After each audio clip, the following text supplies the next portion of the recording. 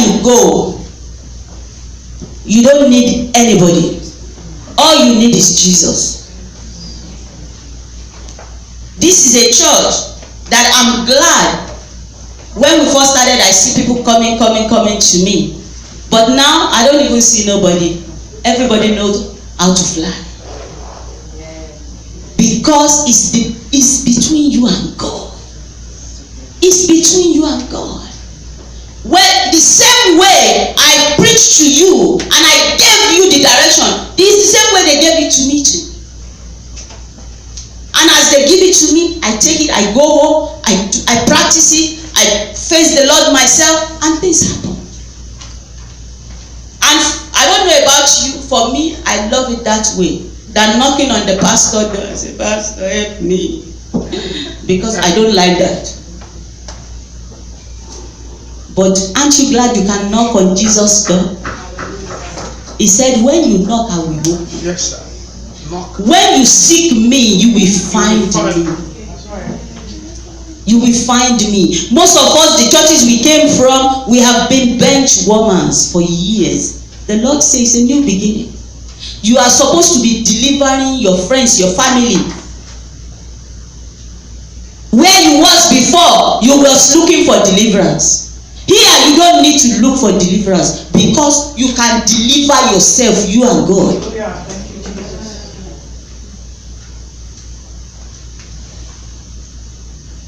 Look, these are prayers request. It's not from my people. I don't say you shouldn't have prayer requests. You can. But I'm just telling you where you are right now. Maybe you don't know. Because I am the one that can give you the rating. What is going on in the church. I don't really see my people running around like before. Everybody now is now solid. You now know the God that you serve.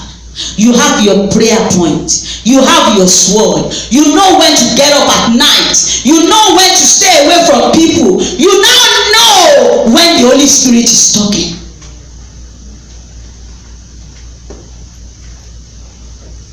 Isn't it good for other people from outside to write prayer point and bring it for you? Isn't it a good thing that the Lord has an ambassador in the middle of Bronx? And these are people that are in other churches. In other churches. In other churches. Some people we look at the church and we say, how many of them in there? There are not many. Yes, we are not with the crowd here. We are with God. God, keep demonstrating your power. Keep demonstrating your power. That's what we want.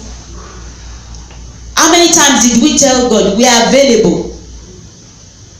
In Bronx, in New York, we are available. Please send me. Please send me. How many people where you was coming from told you you can tell God to send you? Only what the pastor say. You become like Jew. Only the word of the rabbi stands. Even the word of your husband can't stand in Jewish community. It's the rabbi. If the rabbi say go home, pack your load and leave your husband, that's it. Nobody can change it. But aren't you glad that you are not under any law? You can seek the Lord by yourself. Go to Zechariah 1:20, please.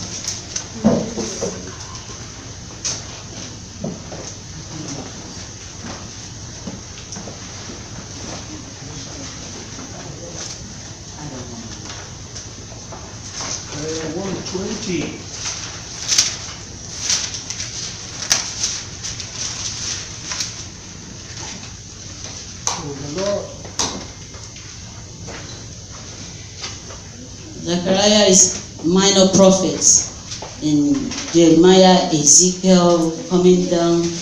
After that, you will find Zechariah.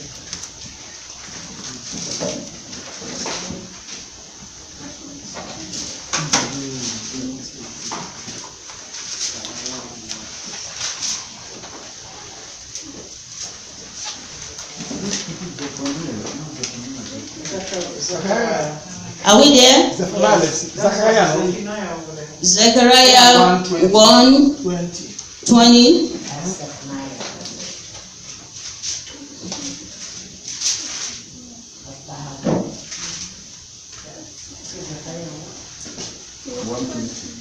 Yeah, 1:20.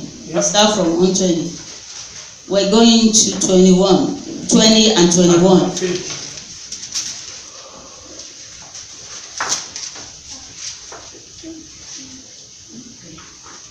Are we there? Yes. Let us start to read. 1, 2, 3, go. And the Lord showed me 4 carpenters. How many carpenters? 4 carpenters. 4 carpenters. Go ahead. Then said I, what come these to do? And he spoke, saying, these are the arms which have scattered Judah, so that no man did lift up his head. But these are come to fill them, to cast out the horns of the Gentiles, which lifted up their horns over the land of Judah, to scatter it. He says, the Lord showed me 4 carpenters. Then I said to the Lord, what is it? What is this that you are showing me? And the Lord, and he spoke and said, there are arms which have scattered Judah. In other words, there are things that affected you and me. There are things that has made some people's head bow. There are things that have happened in the past that you are not proud of. There are things that is happening to you now, and you knew it was you that went to where you're not supposed to go to, that brought all the curses. You know it. But the Lord said to you today, he said, I have sent a lifter and an eraser to your life to erase the past, all that has gone wrong, to make it right. All that the enemy has scattered in somebody's life, I have come to put them right. Amen. I am making a new covenant with you. Amen. A new beginning. A new beginning, and when the Lord comes to you and make a new beginning, He's taking you to your promise. Amen. Amen.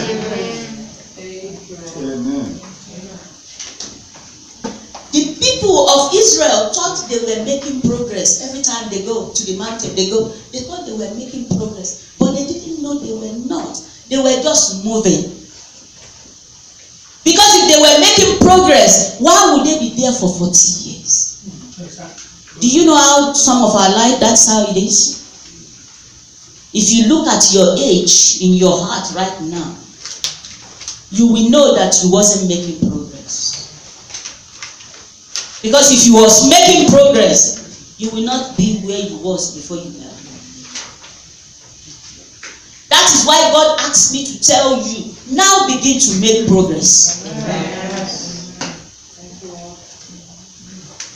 And the only way you can make progress is 1 Corinthians 2:9.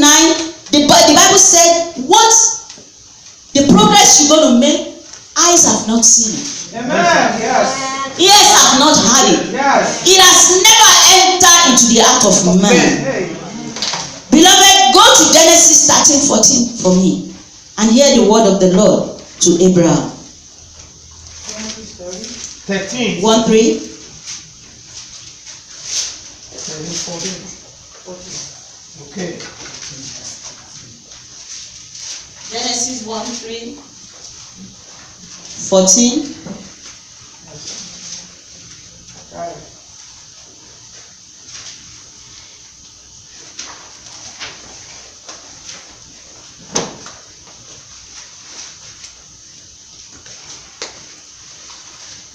Are we there? Yes. 1, 2, 3, go. And the Lord said to Abraham, after that Lot was separated from him, lift up now your eyes and look from the place where you are northward, and southward, and eastward, and westward. Keep reading. For all the land which you see, to you will I give it, and your seed forever. Beloved, if you can't see your life, the picture of your future, you can't make it. It's hard. I don't think that person can make it, because you have to see it first before it happens. I want to ask somebody, what are you seeing? He said, Abraham, look, what did you see? What do you see? Are you still seeing your past? Or are you in the future? Are you in the future already? Because whatever you see is what you become.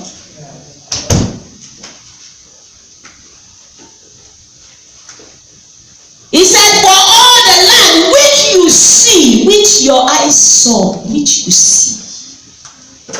It's dangerous to be a friend with somebody that don't see. Tell your neighbor, it's dangerous. It's dangerous to be a friend to somebody that can't see. be a friend to somebody can see. You know why it's dangerous? They will kill your dream. They will kill your dreams. You must see it before it manifests. You must, in your brain, know where you are going. If you don't know where you are going, every place you get to, you settle. Because it will look like where you are going. My mother was in England and she left the house. And then she said when she was leaving, she put a stone by the road so that when she's coming back, she can use the stone as a mark to tell her.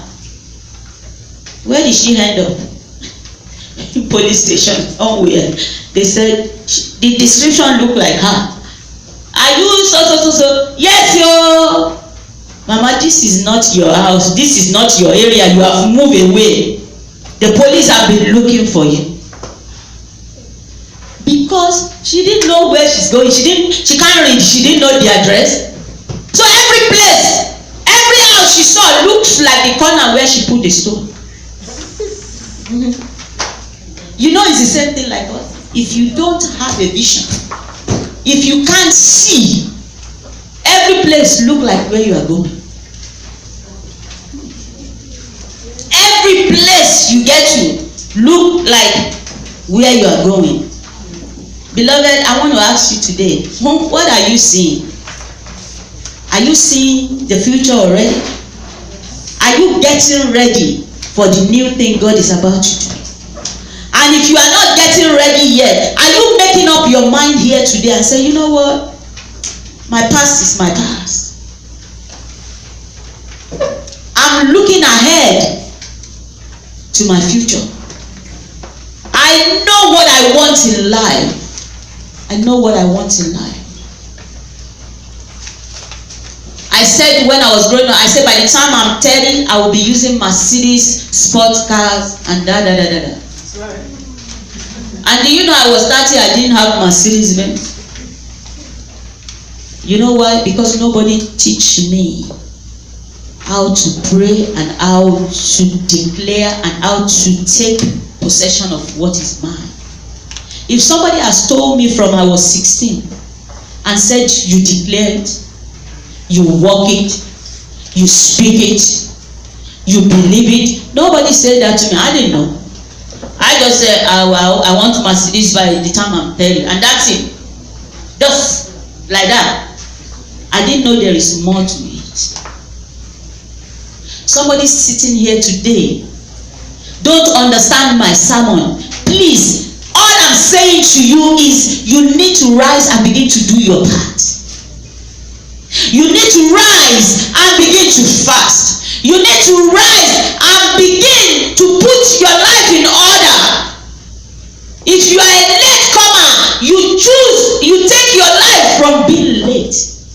and stand. The Lord, I am in for something now. I am ready now. I need my life to change. And mostly what kills some of us is we still choose the friends we used to hang out with. And the time we spend with the Lord, we leave it and give it to friends. And how can you get to your destination like that? Because when you read the people of Israel, rebelliousness, laziness, or ungodly things are the things that make them to tarry long in their wilderness.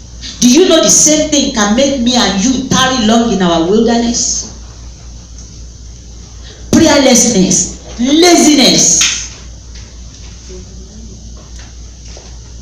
The Bible says, don't look unto your uncles. Don't look unto your husband. He said, look unto me. I am the author and the finisher of your faith.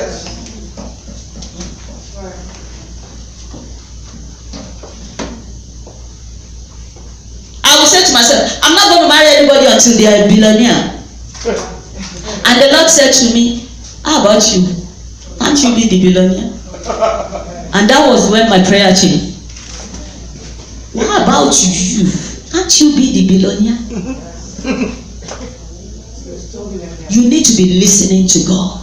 Because if you are not listening, you will be going in the wrong direction. I'm telling you the truth. That was my mind. Me too. Yeah, because I said to myself, I said, if you are not, what's the point getting married? For what?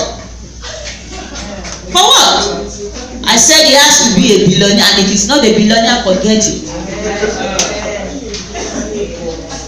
You know the pastor will tell the truth. That's my heart.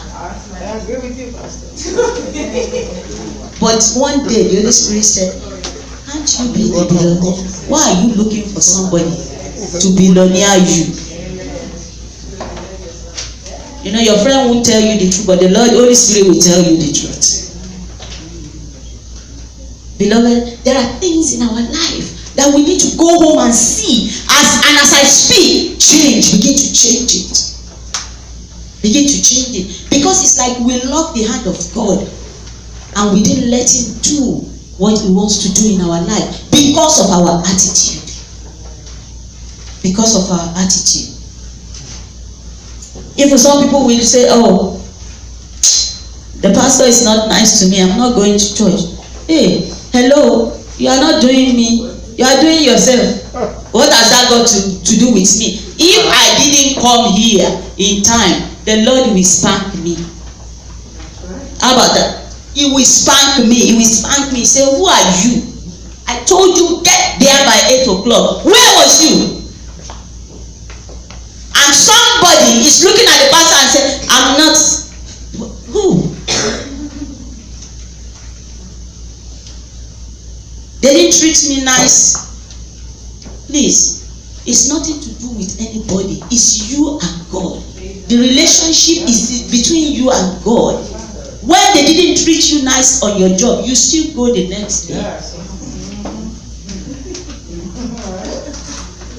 You didn't say, then you still went. Preach it.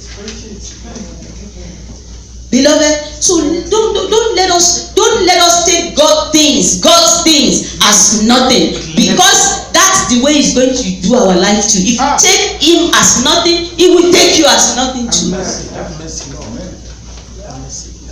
Anybody that you see that becomes great, they are people that did not relent. Oh yes. They are people that does not care what the world think about them. So consistent. While we was in my other church, sitting down and warming the chairs, Apostle left and he went and separated himself with the Lord. And we was still there. And by the time we look, we are hearing him up there. We are like, what? Beloved, if you sat here with the sermon today and don't go get yours, it's not God's business. And don't blame me because I delivered the message. I'm just a messenger. I gave you the perfect word of the Lord. That is a new beginning. Whatever you see in your life that have trapped you, that have tied you down, that you are rewinding in your head, that didn't make you to be who God wants you to be, you better kill it today. You better separate your life from it, so that you can begin to live heaven on earth.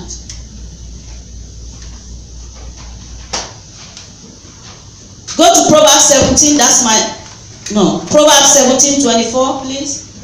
After Psalm.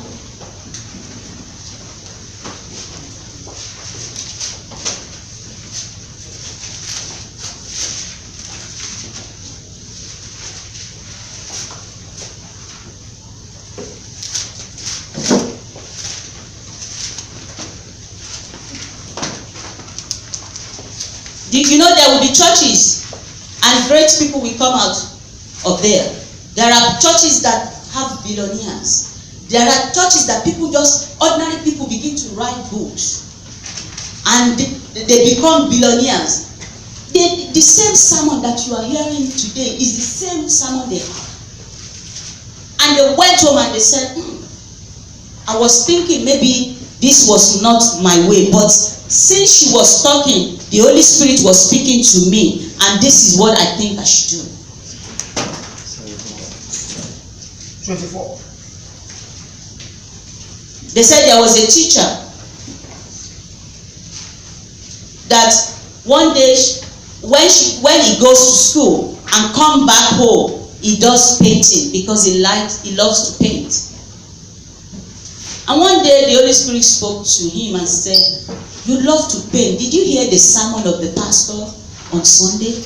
Why don't you do something about it? And they said, the man called the wife and said, you know what? I think I'm going to take off from work for a year, and I will really paint, and we will go and give it to the museum and see what happens. And they did, and the wife said, okay, let's do it. I will be going to work and we will use my money to manage.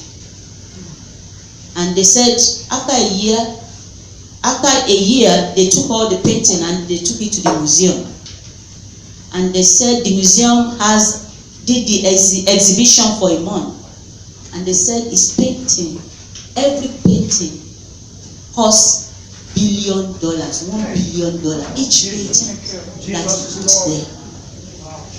That is how an ordinary man sitting in the church just had a sermon become a billionaire. He become a billionaire. I want you to read this Proverbs 17:24 and hear the word of the Lord. 1, 2, 3, go. Wisdom is before him that has understanding, but the eyes of a fool are in the end of the earth. Beloved, let me explain what the Bible is saying. And I'm going to use a story to explain to you. Listen, wisdom is before him that has understanding. The people that has understanding are the people that the Holy Spirit is working inside them. If you don't have Holy Spirit, you can't have a simple understanding. Because when the Lord said, I will send you a comforter that will reveal the heart of the Father to you. So if you don't have the Holy Spirit, you cannot have wisdom. Let me put it down.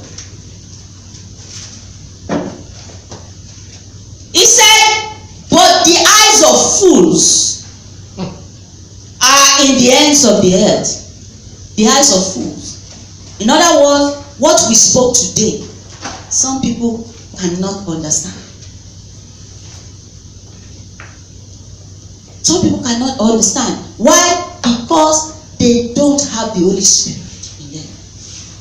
Because if you have the Holy Spirit in you, if I say one sentence, you should be able to figure it out with your life.